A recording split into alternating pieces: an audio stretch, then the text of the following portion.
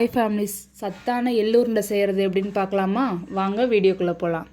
எள்ளுருண்டை செய்கிறதுக்கு நான் இந்த கப்பில் 2 கப் அளவு எள் எடுத்திருக்கேன். உங்களுக்கு எந்த அளவுக்கு தேவையோ அந்த அளவுக்கு நீங்கள் எடுத்துக்கலாம். இந்த அளவுக்கு எள்ளை எடுத்து நல்லா வறுத்து எடுத்துக்கணும். சிம்மில் வச்சு வறுத்திங்கன்னா ரொம்ப நேரம் வறுக்கிற மாதிரி இருக்கும். மீடியம் ஃப்ளேமில் வச்சு வறுத்திங்கன்னா கரெக்டாக இருக்கும். நல்லா கைவிடாமல் வறுத்துக்கிட்டே இருந்தீங்கன்னா எள் நல்லா சடின்னு தெரிக்கும். அந்த ஸ்டேஜில் நிப்பாட்டிடணும். எள்ளை நல்லா ஆற வச்சிடணும். ஆற வச்சுட்டு இப்போ நம்ம இனிப்புக்கு மண்டவெல்லம் போடுறேன். நான் 2 மண்டவெல்லம் மீடியம் சைஸ் அளவு எடுத்திருக்கேன். 2 கிண்ணம் அளவு நான் எள்ளு எடுத்திருந்தனால 1 கிண்ணம் அளவுக்கு நான் சர்க்கரை எடுத்திருக்கேன். உங்களுக்கு எந்த அளவுக்கு இனிப்பு வேணுமோ அந்த அளவுக்கு நீங்கள் போட்டுக்கோங்க. அடுத்து கொஞ்சம் கொஞ்சமாக எள்ளு கொஞ்சம் வெல்லம் கொஞ்சம் 2யும் கொஞ்சம் கொஞ்சமாக போட்டு அரைச்சிக்கணும். நல்லா ஒரேதாக அரைச்சிடக்கூடாது, கொஞ்சம் கொஞ்சமாக அரைச்சி எடுக்கணும். அப்படின்னா தான் கரெக்டாக இருக்கும். இல்லைனா ஒரேதாக அரைச்சிங்க அப்படின்னா எண்ணெய் பிரிஞ்சு வந்துடும், நல்லா இருக்காது.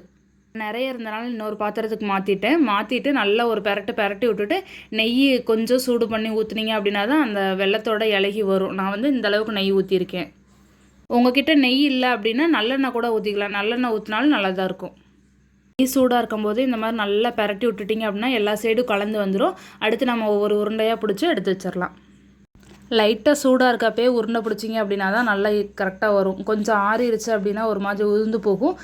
அதனால கொஞ்சம் லைட்டாக வெதுன்னு இருக்கப்பே பிடிச்சிருங்க. அவ்வளோதான், எள்ளு உருண்டை ரெடி ஆயிடுச்சு. நம்ம வீடியோ பிடிச்சிருந்துச்சுன்னா லைக் பண்ணுங்கள், ஷேர் பண்ணுங்கள், கமெண்ட் பண்ணுங்கள். மறக்காமல் சப்ஸ்கிரைப் பண்ணி பெல் ஐக்கானை கிளிக் பண்ணி ஆளில் போட்டுக்கோங்க. நீங்களும் ஒரு டைம் இந்த மாதிரி ட்ரை பண்ணி பாருங்கள்.